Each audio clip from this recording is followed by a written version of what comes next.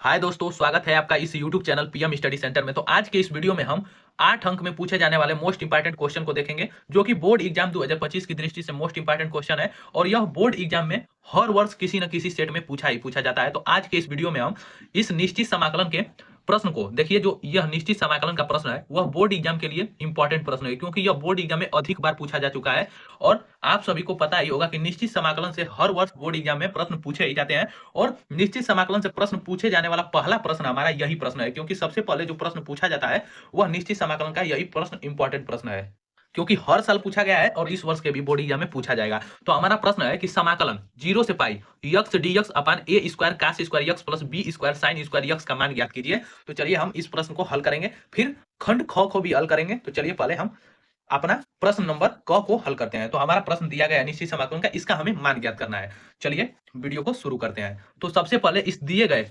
समाकलन को हम आई बराबर मानकर इसे समीकरण 1 मानेंगे। देखिए लिखेंगे यहाँ पर कि माना, इसको हल करते समय लिखेंगे माना आई बराबर, देखिए मैं एक किसी भी क्वेश्चन को स्टेप बाय स्टेप बताने की कोशिश करता हूं, क्योंकि प्रत्येक छात्र जो कमजोर से कमजोर छात्र भी है वो भी आसानी से समझ सकता है। तो इसे आई बराबर मान लेंगे समाकलन 0 से पाई यक्स डीएक्स अपान जो लिखा गया है, हमारा प्रश्न जो दिया गया है उसे हम ज्यों का त्यों उतारेंगे, a square cos square x plus b square sine square x.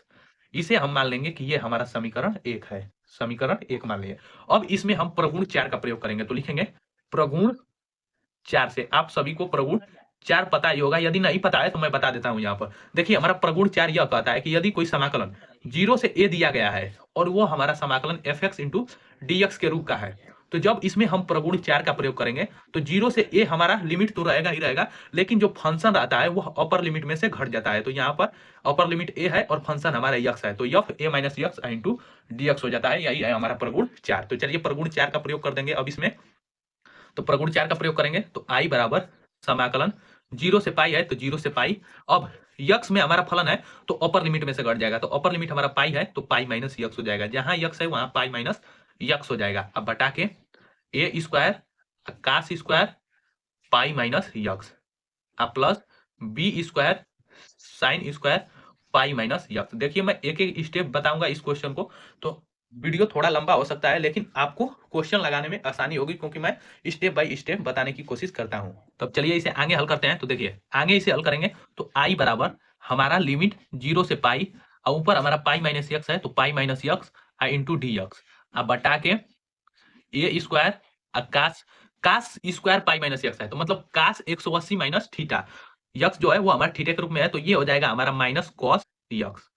Cos 180 minus x हमारा माइनस कास यक्स होता है और स्क्वायर है तो square plus b square sine 180 minus x sine pi by pi minus x, ये हमारा sign x ही होता है, तो स्क्वायर है तो साइन स्क्वायर यक्स हो जाएगा। यहीं पर कुछ लोग गड़बड़ा जाते हैं, लेकिन देखिए यहाँ पर कास पाई माइनस यक्स हमारा माइनस कास यक्स होता है। अब इसका स्क्वायर कर देंगे तो 2 बार मल्टीप्लाई हो जाएगा तो माइनस माइनस प्लस हो जाएगा। तो देखिए ये हमारा हो जाएगा आई बराबर समाकलन 0 से पाई और ये pi minus x into d x बटा के a square cos square x plus b square sine square x. अब इसे हम मान लेंगे कि ये हमारा हो गया समीकरण 2।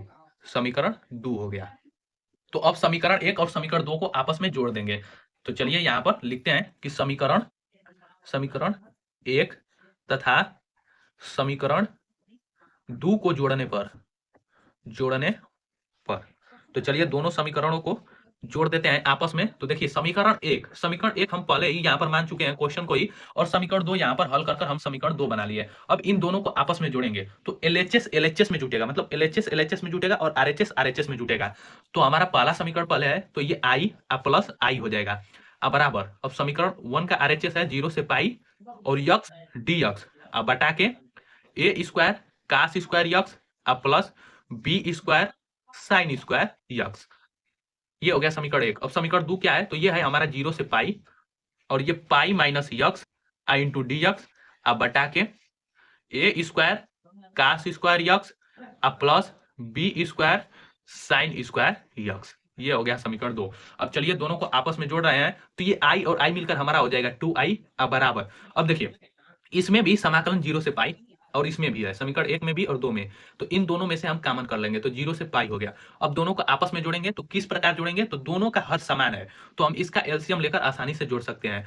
तो ये हो जाएगा हमारा a square cos square x plus b square sine square x, इतना हो गया। और ऊपर क्या है, तो ये है हमारा x plus pi minus x I into d x.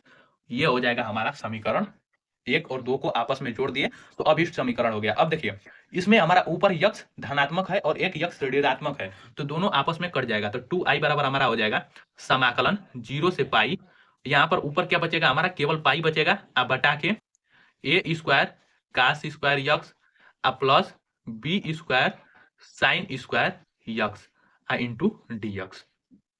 तो अब देखिए अब इसे आगे हल करेंगे तो हमारा पाई अचर पद है, तो इसे सबसे पहले बाहर निकाल लेंगे। तो ये हो जाएगा हमारा आई बराबर, और इस 2 को हम इस तरफ पक्षांतर कर देंगे, तो बाहर निकाल देंगे तो पाई बटा 2 हो जाएगा। और ये समाकलन 0 से पाई यहाँ पर अब निकाल दिए, पाई अचर पद है तो बाहर, तो यहाँ पर 1 बचा और हर में हमारा a square cos square x plus b square sine square x into d x हो गया। अब देखिए अब चलिए इसे आगे हल करते हैं। तो देखिए अब इतना हम हल कर चुके हैं। अब इसमें हमें इसको आगे हल करने के लिए इसमें हम प्रगुण 6 का प्रयोग करेंगे। तो लिखेंगे प्रगुण 6 से, लिखेंगे प्रगुण 6 से। देखिए ये क्वेश्चन थोड़ा सा लॉन्ग क्वेश्चन है, इससे घबराने की कोशिश मत करिए। इसमें प्रगुण 4 और प्रगुण 6 दोनों का प्रयोग करना पड़ेगा। देखिए अब इसमें प्रगुण 6 का प्रयोग करेंगे। तो प्रगुण 6 क्या होता है, चलिए पहले इसको मैं समझा देता हूं। तो प्रगुण 6 हमारा कहता है कि यदि कोई समाकलन 0 से 2a दिया गया हो, 2a, और कोई हमारा फलन fx इंटू dx के रूप का दिया गया है, तो इसमें यदि हम प्रगुण 6 का प्रयोग करेंगे तो ये जो अपर लिमिट से 2 है वह बाहर आ जाता है, आगे आ जाता है, और ये जो लिमिट हो जाता है अब 0 से a हो जाता है। मतलब यहाँ पर 2a है तो ये आधा हो जाता है, a हो जाता है, और वही 2 आगे आ जाता है, और ये हमारा फलन fx इंटू dx हो जाता है। यही होता है हमारा प्रगुण 6। तो अब देखिए आगे हल करेंगे, प्रगुण 6 का प्रयोग करेंगे तो i बराबर अब हमारा क्या हो जाएगा, पाई अपन 2 पहले से ही है। अब अपर लिमिट हमारा पाई है, अब इसमें हम प्रगुण 6 का प्रयोग करेंगे, मतलब अपर लिमिट हमारा आधा हो जाएगा और वही 2 हमारा आगे आ जाएगा, और समाकलन 0 से पाई अपन 2 हो जाएगा। अब पुनः हम 2 का यहाँ पर मल्टीप्लाई कर देंगे तो पाई आ जाएगा, तो हमारा यहाँ पर प्रगुण 6 सही है। तो अब देखिए ये हो जाएगा 1 अपान, इसको ज्यों का त्यों लिख देना है, a square cos square x plus b square sine square x into d x. अब देखिए यहाँ पर भी हमारा 2 है और यहाँ पर भी 2 है, 2 से 2 कट गया, अब क्या बचा केवल, तो केवल यहाँ पर पाई बचा, और ये समाकलन 0 से पाई अपान 2 हो गया है अब। और ये 1 upon a square cos square x plus b square sine square x into d x हो गया। अब देखिए अब इस प्रश्न को आगे हल करने के लिए हमें अंश में भी और हर में भी कास स्क्वायर यक्स से भाग देना पड़ेगा। तो यहाँ पर लिख लेंगे कि अंश और हर में कास स्क्वायर यक्स से भाग देने पर तो चलिए अंश और हर में भाग देते हैं कास स्क्वायर यक्स से। तो ये हो जाएगा हमारा आई बराबर पाई, और ये समाकलन 0 से पाई अपान 2, और ये 1 अपान कास स्क्वायर यक्स अपान, इसमें भी कास स्क्वायर यक्स से भाग देंगे और इसमें भी कास स्क्वायर यक्स से भाग देंगे। तो यहाँ पर यदि हम कास स्क्वायर यक्स से भाग दे देंगे तो ये हो जाएगा हमारा a square cos square x, इसके भी बटा में cos square x plus b square sine square x बटा में cos square x into d x. देखिए मैं स्टेप बाय स्टेप बताता हूं ताकि किसी भी बच्चे को परेशानी ना हो। अब इसे आगे हल करेंगे तो आई बराबर पाई का पाई, और ये लिमिट 0 से पाई अपान 2। अब 1 अपान कास स्क्वायर यक्स ये हमारा क्या होता है, तो ये 1 अपान कास स्क्वायर यक्स ये हमारा सेक स्क्वायर यक्स हो जाएगा। अब बटा के कास स्क्वायर यक्स में कास स्क्वायर यक्स से भाग देंगे तो दोनों कट जाएगा, यहाँ पर केवल ए स्क्वायर बचेगा प्लस साइन यक्स अपान कास यक्स ये हमारा क्या होता है, टेन यक्स होता है, तो स्क्वायर है, तो ये हो जाएगा हमारा ten square x into d x. अब देखिए इसको आगे हल करेंगे तो आई बराबर पाई, और ये समाकलन 0 से पाई अपान 2, इसे हम सेक स्क्वायर यक्स अपान, इसे हम क्या लिख सकते हैं, तो ये a square plus b square tan square x, इसको हम लिख सकते हैं बी टेन यक्स का होल स्क्वायर, क्योंकि फिर इसका स्क्वायर करेंगे तो इतना आ जाएगा। अब देखिए अब इस क्वेश्चन को आगे हल करेंगे, अब हमारा प्रश्न हल हो ही चुका है क्योंकि बस थोड़ा सा हल करना बाकी है। अब बी टेन यक्स को हम टी मानेंगे, टी, तो लिखेंगे यहाँ पर कि माना टी बराबर बी टेन यक्स। देखिए बी टेन एक्स को हम टी क्यों माने हैं, यदि हम बी टेन एक्स को टी मान लेंगे और इसका अवकलन कर देंगे तो हमारा ऊपर वाला आ जाएगा, जिससे क्वेश्चन हमारा आसानी से हल हो जाएगा, क्योंकि टेन एक्स का अवकलन सेक स्क्वायर एक्स होता है। तो देखिए जिसे हम टी मानते हैं उसका अवकलन करते हैं, तो इसका लिखेंगे यक्स के सापेक्ष अवकलन करने पर, लिख लेंगे यहाँ पर अवकलन करने पर। तो अवकलन कर लेंगे तो ये हो जाएगा हमारा dt अपान डी एक्स बराबर b अचर पद है तो इसे बाहर निकाल दिए, और टेन एक्स का हम अवकलन करेंगे तो इसका अवकलन सेक स्क्वायर एक्स। तो हमें क्या चाहिए, sec square x into d x का मान चाहिए। तो देखिए क्रॉस मल्टीप्लीकेशन कर देंगे तो dt अपान b अब बराबर हमारा हो जाएगा sec square x into d x. अब देखिए sec square x into d x, इसके स्थान पर हम dt अपान b पुट करेंगे और ये पूरा हमारा फलन यक्स से t में परिवर्तित हो जाएगा, जिसका हम समाकलन कर फिर t का मान रख देंगे, हमारा आंसर आ जाएगा। तो चलिए अब फलन से तो i बराबर हमारा हो जाएगा, देखिए हम इसको यक्स से t में परिवर्तित कर रहे हैं तो अपर लिमिट और लोअर लिमिट दोनों का हमारा मान चेंज होगा। तो चलिए अपर लिमिट और लोअर लिमिट का मान चेंज कर लेते हैं। तो देखिए अपर लिमिट का पहले मान चेंज करेंगे, यहाँ पर अपर लिमिट, देखिए यहाँ पर समझने का प्रयास कीजिए, हमारा फलन यक्स में है तो यक्स का यहाँ पर लिमिट है, तो अब इसे हम यक्स से टी में चेंज कर रहे हैं तो अपर लिमिट और लोअर लिमिट का मान भी चेंज होगा। अन्यथा आप ऐसा नहीं करेंगे तो आपको इसका समाकलन कर फिर टी का मान रखकर तब लिमिट को चेंज करना पड़ेगा, और इस प्रकार लिमिट निकाल लेंगे तो तुरंत मान रखेंगे आंसर आ जाएगा। तो देखिए ये हो जाएगा हमारा अपर लिमिट टी बराबर बी टेन एक्स माने हैं बी टेन एक्स। तो देखिए बी टेन एक्स माने हैं तो यक्स का हमारा अपर लिमिट का मान कितना है पाई बाई टू है, तो यक्स के स्थान पर हम पाई बाई टू रखेंगे। तो टी बराबर हमारा b tan pi upon two, तो टेन पाई अपन टू मतलब 10 90 अंश का मान कितना होता है, तो इसका मान अनंत होता है। तो अनंत में किसी भी संख्या से गुणा करेंगे तो उसका मान अनंत ही होगा, अपर लिमिट का मान अनंत आ गया। अब लोअर लिमिट निकालेंगे, लोअर लिमिट, तो लोअर लिमिट मतलब टी बराबर बी टेन एक्स, तो बी टेन जीरो अंश, हमारा लोअर लिमिट जीरो अंश है तो जीरो, तो टी बराबर ये भी जीरो आ गया, क्योंकि टेन जीरो अंश का मान जीरो होता है और जीरो में किसी संख्या का गुणा करेंगे तो जीरो ही होगा। अब देखिए अब हमारा ये हो जाएगा अपर लिमिट जीरो से अनंत हो जाएगा और sec square x into d x, इसके स्थान पर हम d t upon b put करेंगे, डी टी अपन बी, तो d t upon b put कर दिए। अब बटा के अब ए स्क्वायर का ए स्क्वायर अब प्लस बी टेन एक्स के स्थान पर टी पुट करेंगे तो ये हो जाएगा टी स्क्वायर।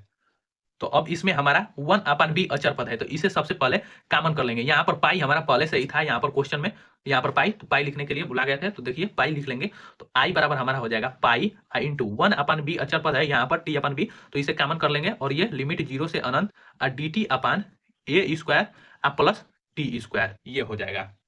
चलिए अगले पेज पर इसे हल करेंगे क्योंकि हमारा पेज अब भर चुका है। तो चलिए यहाँ तक हमारा हल हो चुका है। अब देखिए ये हमारा एक फार्मूला बन गया कि one upon a square plus x square, इसका समाकलन क्या होगा। तो देखिए इसका समाकलन करेंगे तो पाई अपान बी, अब इसका समाकलन करेंगे one upon a square plus T square का, तो इसका मान हो जाएगा वन अपान ए टेन इनवर्स टी अपान ए, और ये लिमिट जीरो से अनंत। अब देखिए हमारा क्वेश्चन हल हो चुका है, क्योंकि अब हम अपर लिमिट और लोअर लिमिट का मान रख देंगे, हमारा आंसर आ जाएगा। तो आई बराबर पाई अपान ए बी हो जाएगा, क्योंकि वन अपान ए अचर पद है तो इसे बाहर कर लेंगे तो one pi upon a B हो जाएगा, और ये टेन इनवर्स टी अपान ए और लिमिट जीरो से अनंत। अब देखिए अब पहले अपर लिमिट का मान रखेंगे और फिर लोअर लिमिट का मान रखेंगे, तो ये आई बराबर पाई अपान ए बी, इसमें अपर लिमिट का मान रखेंगे तो टेन इनवर्स टी का मान अनंत, अनंत बटा में ए, और minus tan inverse lower limit का मान रखेंगे तो जीरो है तो जीरो अपान ए। अब देखिए आई बराबर ये पाई अपान ए बी कोष्टक में टेन इनवर्स, अनंत में हम किसी भी संख्या से भाग देंगे तो वह संख्या हमारा अनंत ही होगा, माइनस टेन इनवर्स जीरो में किसी संख्या से भाग देंगे तो वह संख्या जीरो ही होगा। अब देखेंगे हम कि टेन में अनंत किसका मान है और टेन में जीरो किसका मान है। तो देखिए आई बराबर हमारा हो जाएगा पाई अपान ए बी और कोष्टक में टेन इनवर्स टेन अनंत हमारा किसका मान है टेन में, तो टेन 90 का मान है, पाई बाई टू का मान है, माइनस टेन इनवर्स टेन में जीरो किसका मान है, तो टेन जीरो अंश का मान हमारा जीरो है। तो देखिए टेन इनवर्स से टेन हमारा कैंसिल हो जाएगा, तो आई बराबर पाई अपान ए बी, और ये टेन इनवर्स से टेन कैंसिल, तो यहाँ पर पाई बाई टू बचा और यहाँ पर जीरो बचा, तो 90 में से जीरो को घटाएंगे तो वह जीरो ही हो जाएगा, मतलब आई बराबर हमारा pi upon a b into pi upon two हो गया। अब दोनों का मल्टीप्लाई कर देंगे यहाँ पर, तो आई बराबर हमारा जो आंसर आ गया वो pi square upon two a b, और यही हो जाएगा हमारा इस प्रश्न का अभीष्ट आंसर। तो दिए गए समाकलन का जो मान आएगा वह आई बराबर pi square upon two a b आएगा, और यही आंसर होगा। और देखिए यह क्वेश्चन बोर्ड एग्जाम की दृष्टि से मोस्ट इंपॉर्टेंट क्वेश्चन है, क्योंकि यह समाकलन का क्वेश्चन जो है वो बोर्ड एग्जाम की दृष्टि से मोस्ट इंपॉर्टेंट है और बोर्ड एग्जाम में अधिक बार पूछा गया है और वो भी 8 अंक में। और आप देख सकते हैं कि कितना लॉन्ग क्वेश्चन है और अधिक बार पूछे जाने वाला निश्चित समाकलन का प्रश्न है। तो यदि वीडियो पसंद आए तो इसे ज्यादा से ज्यादा लाइक शेयर और चैनल को सब्सक्राइब करना ना भूलें और वीडियो को पूरे लास्ट तक देखने के लिए बहुत बहुत धन्यवाद।